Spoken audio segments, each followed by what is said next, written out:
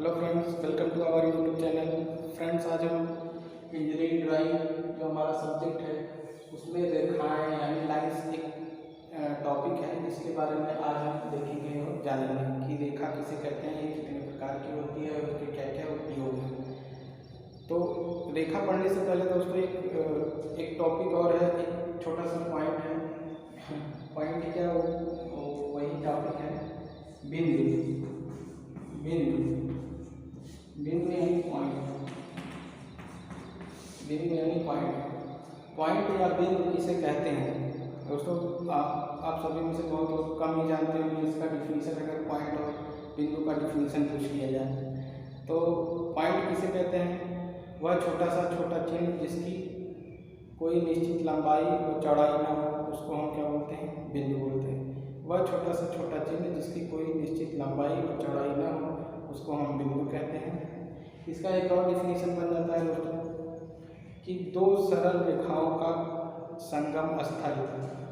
दो सरल रेखाओं का संगम स्थल या मिलान स्थल, ये भी क्या कहलाता है? बिंदु कहलाता है। तो आई होप बिंदु क्या होता है ये आपको समझ में आया होगा। चलिए आप देखते हैं रेखा किसे कहते हैं, रेखा कितने प्रकार की होती है। सबसे पहले देखते हैं रेखा का डिफिनीशन, यानी लाइन किसे कहते हैं, इसका डिफिनीशन देखते हैं। तो दोस्तों, रेखा किसे कहते हैं? किसी समतल पर जब कोई बिंदु गति करता है और उस बिंदु के गति करने से जो पथ बनता है उसको हम क्या बोलते हैं? रेखा कहते हैं। एक बार फिर से रिपीट करते हैं। जब किसी समतल पर जब कोई बिंदु गति करता है और उस बिंदु के गति करने से जो बिंदु पथ का निर्माण होता है उसको हम क्या कहते हैं दोस्तों? रेखा कहते हैं। ठीक है, आई होप आपको समझ में आ गया होगा। आप वीडियो को रिपीट करके दोबारा सुन सकते हैं। तो अब रेखा कितने प्रकार की होती है दोस्तों, ये देखते हैं। रेखा 4 प्रकार की होती है, तो उसको हम देखते हैं।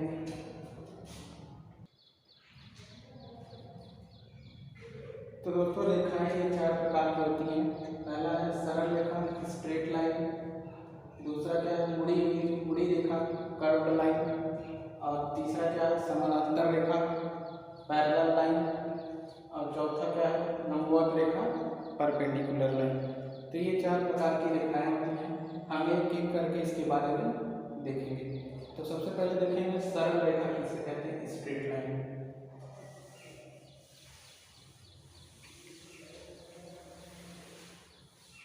दोस्तों, सरल रेखा का अगर डिफिनीशन देखा जाए कि सरल रेखा किसे कहते हैं, तो किसी समतल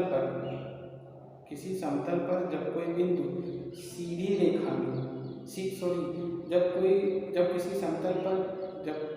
समतल पर कोई बिंदु एक ही दिशा में गति करता है और उस बिंदु के गति करने से जो बिंदु पथ का निर्माण होता है उसको सरल रेखा कहते हैं। एक बार फिर से रिपीट करते हैं। किसी समतल पर जब कोई बिंदु एक ही दिशा में गति करता है और उस बिंदु के गति करने से जो बिंदु पथ का निर्माण होता है उसको हम क्या बोलते हैं? सरल रेखा कहते हैं। तो आई होप आपको समझ में आया होगा। एक बार रिवाइज करके आप दोबारा सुन सकते हैं। तो सरल रेखा भी दोस्तों पहले तो 2 भागों में डिवाइड किए गए हैं। पहला क्या है? पहले तो 2 भागों में डिवाइड किया गया, उसके बाद इसको 3 भागों में फिर से बांटा गया। तो सबसे पहले क्या है? सबसे पहले डिफिनिट लाइन। सबसे पहले डिफिनिट लाइन और दूसरा क्या है? Indefinite line. डिफिनिट लाइन और दूसरा क्या है?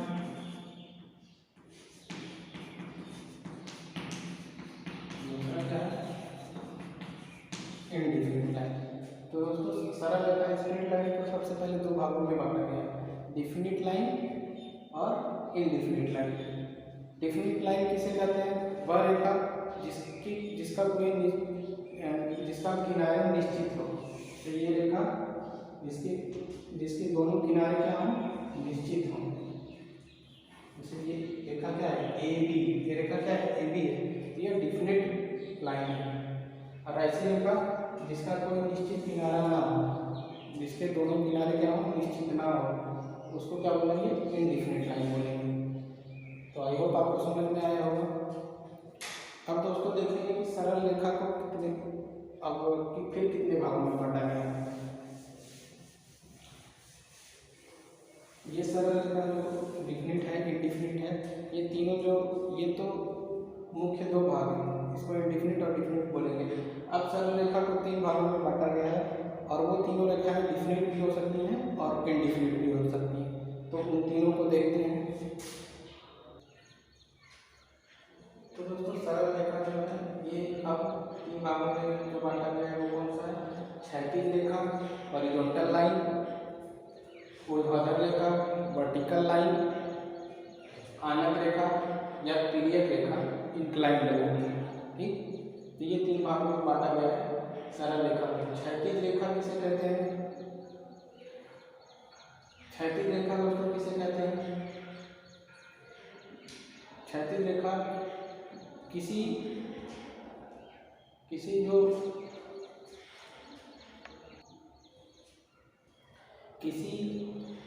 काल्पनिक क्षैतिज स्तर, यानी कि अगर किसी काल्पनिक जो क्षैतिज स्तर है या कोई प्लेन है उसके समानांतर अगर हम कोई रेखा खींचें तो उसको हम क्या बोलेंगे, क्षैतिज रेखा बोलेंगे। जैसे कि कोई बेस हमारा हो वो क्या हो, क्षैतिज हो और उसी के लेटा हुआ हो, मतलब क्षैतिज का मतलब लेटा हुआ एक तरीके से मान लीजिए। जैसे कोई जमीन, जैसे कि हमारा पृथ्वी का जो सपाट स्थल है, जो जमीन है, इसी के समानांतर एक रेखा अगर आप खींच दें तो क्या होगी, क्षैतिज रेखा होगी। क्षैतिज मतलब समझिए लेटा हुआ, कि मतलब कोई बेस है हमारा लेटा हुआ, कोई बेस ऐसा हो जो क्या हो, लेटा हुआ हो, उसी के पैरेलल अगर हम कोई रेखा खींचेंगे तो क्या कहलाएगी, क्षैतिज रेखा। जैसे मान लीजिए ये कोई हमारा बेस है, ये हमारा कोई बेस है, ठीक, इसी के क्या हुआ, ये हमारी क्या हुई रेखा लेटी हुई इस तरीके से है, तो इसी के इस तरीके से मतलब लेटा हुआ, ठीक है, लेटा हुआ समानांतर अगर हम एक रेखा खींच देंगे तो वो क्या कहलाएगी, क्षैतिज रेखा। तो क्षैतिज का मतलब आप लेटा हुआ समझिए। कि इसका डिफिनीशन आप कैसे कह सकते हैं कि किसी काल्पनिक क्षैतिज स्तर के समानांतर खींची गई रेखा को हम क्षैतिज रेखा बोलते हैं या हॉरिजॉन्टल लाइन बोलते हैं। एक बार फिर से रिपीट कर देता हूँ कि किसी काल्पनिक क्षैतिज स्तर के समानांतर खींची गई रेखा को हम क्या बोलते हैं, क्षैतिज रेखा बोलते हैं।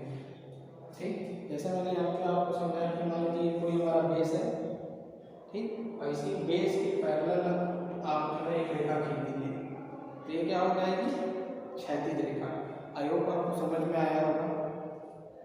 चलिए अब देखते हैं क्या ऊर्ध्वाधर रेखा यानी वर्टिकल लाइन। वर्टिकल लाइन किसे कहते हैं दोस्तों, वही कि किसी काल्पनिक क्षैतिज जो स्तर है, क्षैतिज स्तर है या समतल है, प्लेन है, किसी काल्पनिक क्षैतिज स्तर या प्लेन के क्या ऊर्ध्वाधर यानी परपेंडिकुलर या लंबवत, किसी क्षैतिज रेखा के या समतल के परपेंडिकुलर या लंबवत कोई रेखा खींची जाती है तो उसको हम क्या बोलते हैं, ऊर्ध्वाधर रेखा या वर्टिकल रेखा बोलते हैं। उसको क्या बोलते हैं, ऊर्ध्वाधर रेखा या वर्टिकल रेखा बोलते हैं। तो आई होप आपको समझ में आया हो। एक बार और बता देता हूँ, किसी क्षैतिज के लंबवत या परपेंडिकुलर या लंबवत जो रेखा खींची जाती है वो क्या कहलाती है, ऊर्ध्वाधर रेखा या वर्टिकल रेखा कहलाती है। अब देखते हैं क्या आनत रेखा या तिर्यक रेखा या इंक्लाइंड रेखा। वो रेखा जो ना तो क्या हॉरिजॉन्टल हो और ना ही क्या हो लंबवत हो, वो क्या हो किसी कोण पर झुकी हुई हो, ठीक है, तो उसको हम क्या बोलेंगे, तिर्यक रेखा या आनत रेखा या इंक्लाइंड रेखा। या ऐसे कह लीजिए कि वह रेखा जो ना हॉरिजॉन्टल हो ना वर्टिकल हो, वो रेखा क्या कहलाएगी, तिर्यक रेखा कहलाएगी। आना तरीका कहलाएगी। तो आई होप आपको समझ में आया होगा ये सरल रेखा के बारे में। तो अब हम इसके जो रेखा के 3 भाग बचे हुए हैं अब उसको डिस्कस करेंगे। तो उसको हम मिटा लेते हैं। तो अब हमारा जो दूसरा था वो कौन सा लाइन था? मुड़ी हुई रेखा। मुड़ी रेखा कर्व लाइन,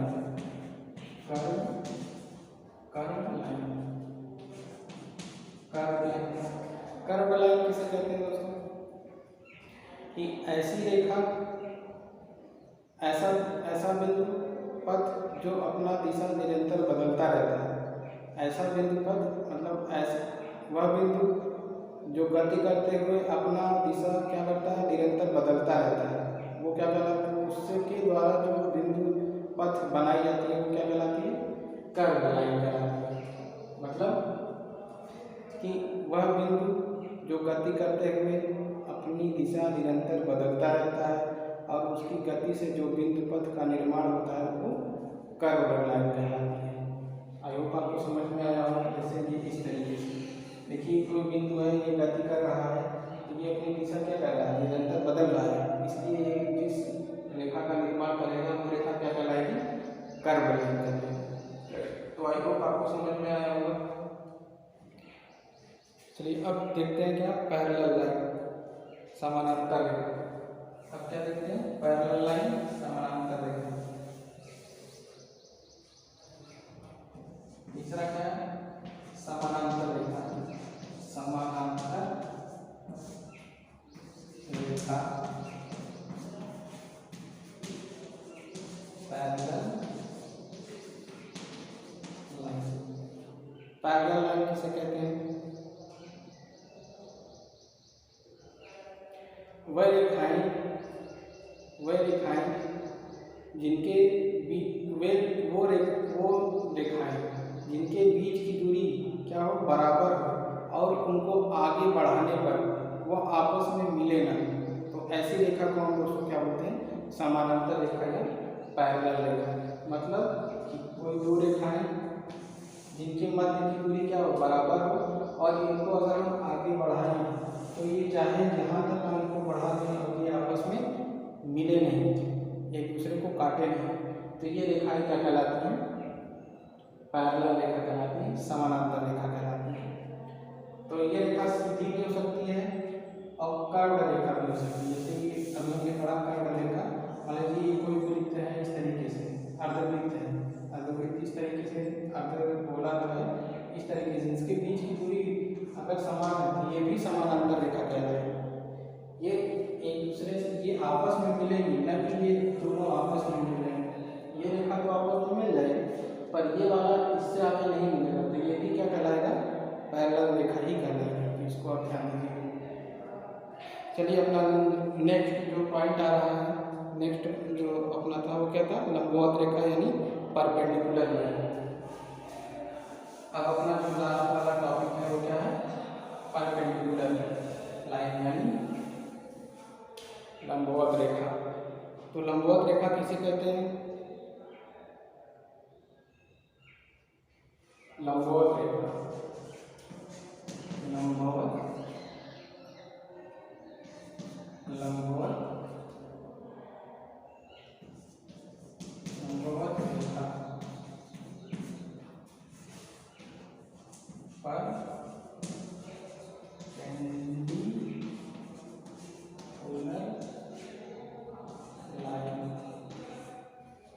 परपेंडिकुलर लाइन किसे कहते हैं? कि जब दो रेखाएं आपस में एक दूसरे को 90 डिग्री पे काटती हैं। जब कोई दो रेखाएं आपस में एक दूसरे को 90 डिग्री पे काटती हैं और उनके बीच का कोण 90 डिग्री का बनता है, तो दोस्तों इसको हम क्या बोलते हैं? लंबवत रेखा या परपेंडिकुलर लाइन। तो ये था रेखा चैप्टर के बारे में, इसके सारे जो है फीचर्स, इसके सारे टाइप्स। तो आज हम इस वीडियो में बस इतना ही देखेंगे। वीडियो आपको जो है दोस्तों अगर ना समझ में आया तो एक बार दो बार रिवाइज करेंगे, सारे डिफिनीशन आपको फिर से सुनेंगे, क्योंकि हम डिफिनीशन बार बार आपको अगर यहाँ पर लिखाएंगे तो वीडियो बहुत लंबा बन जाएगा। इसलिए हमने बताया, लिखा नहीं है, और केवल आपको जो है डिफिनीसन बता दिया। तो आपको डिफिनीसन अगर फिर से आप खुद से लिखना हो तो वीडियो को रिवाइज करके फिर से देखिए, और आपको डिफिनीसन अच्छे से समझ में आएगा, सारी चीज़ें फिर से समझ में आ जाएंगी। और वीडियो को 1-2 बार रिवर्स करके देखिए, सारी चीज़ें आपका क्लियर हो जाएगी। तो वीडियो दोस्तों अगर अच्छा लगा तो वीडियो को लाइक कीजिए और चैनल को जरूर सब्सक्राइब कीजिए। धन्यवाद।